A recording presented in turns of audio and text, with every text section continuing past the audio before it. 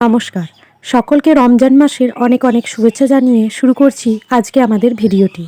আজ রয়েছে রমজান স্পেশাল এক দারুণ সুন্দর খাবার আইটেম।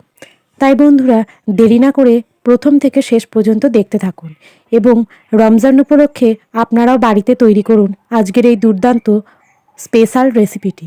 তো প্রথমে নিয়ে নিতে হবে একটি পাত্র, তার মধ্যে নিয়ে নেব বেশ খানিকটা পরিমাণে ময়দা। স্বাদ অনুসারে লবণ দিতে হবে, আর দিতে হবে কিছুটা পরিমাণে রিফাইন্ড অয়েল। খুব ভালোভাবে শুকনো উপকরণগুলোকে এরপর হাতের মাধ্যমে মিক্সড করে নেব। অল্প অল্প জল দিয়ে একটা সুন্দর নরম ডো প্রস্তুত করে রাখতে হবে। ডোগুলোকে কয়েকটা ভাগে ভাগ করে নিচ্ছি।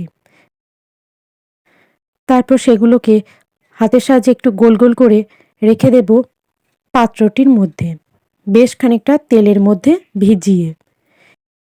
এতে করে আজকের তৈরি রেসিপিটি হয়ে উঠবে আরও বেশি সুস্বাদু। আপনারা চেষ্টা করবেন এটি বানানোর প্রায় 2-3 ঘন্টা আগে এই ডোটা প্রস্তুত করে রেখে দিতে। ডোগুলোকে খুব সুন্দরভাবে তেলের মধ্যে ভিজিয়ে নিচ্ছি। এটি যতক্ষণ রেস্টে থাকবে সেই সুযোগে আমরা তৈরি করে নেব এর পুর। তার জন্যে কড়াইয়ে দিয়ে দিয়েছি কিছুটা পরিমাণে সাদা তেল, কুচিয়ে রাখা রসুন এবং পেঁয়াজ আমরা ইউজ করছি, আর দিয়ে দিচ্ছি কিছুটা পরিমাণে কোচানো কাঁচা লঙ্কা। কিছুক্ষণ নাড়াচাড়া করে নিয়ে এর মধ্যে অ্যাড করছি ব্রেড ক্রাম্বস। ব্রেড ক্রাম্বসগুলো কিছুক্ষণ নাড়াচাড়া করে নেওয়ার পর ওপর দিয়ে ছড়িয়ে দিচ্ছি ধনেপাতা কুচি, আর অ্যাড করছি আমরা শুকনো লঙ্কার গুঁড়ো ও কিছুটা পরিমাণে গরম মশলার গুঁড়ো। ভালোভাবে ভাজা ভাজা যখন হয়ে আসবে, নামাবার আগে নুন দিয়ে খুব ভালোভাবে মিক্সড করে নেব।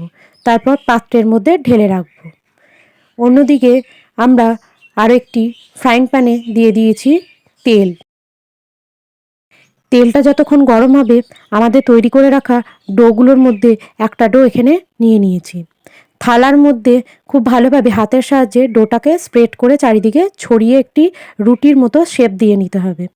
তারপর তৈরি করে রাখা ব্রেড ক্রাম্বসের পুরটা তার মধ্যে দিয়ে দেব, আর একটি ডিমও এর মধ্যে মিক্সড করে নেব। বাড়িতে এই উপকরণ দিয়েই বানিয়ে ফেলুন দোকানের মতো মোগলাই, আর রমজান মাসকে আরও বেশি আকর্ষণীয় করে তুলুন।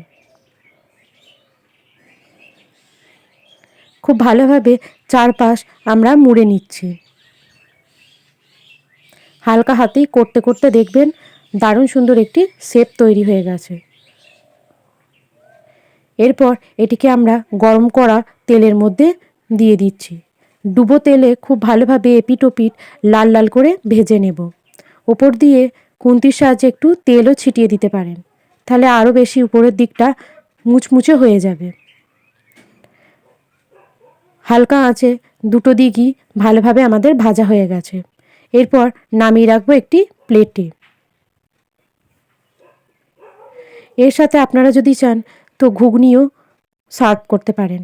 আমরা এখানে স্যালাড ও সসের সাহায্যে সার্ভ করছি, এবং এটি বাড়িতে এইভাবে অতি অবশ্যই করে জানাবেন আপনাদের কেমন লাগলো।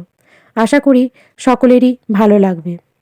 তাই দেরি না করে রমজান উপলক্ষে ঘরেই তৈরি করে ফেলুন মোগলাই পরোটার রেসিপিটি এবং বাড়ির সকলকে সার্ভ করুন। সকলে খুব ভালো থাকবেন, সুস্থ থাকবেন এবং চ্যানেলটি সাবস্ক্রাইব করে পাশে থাকবেন।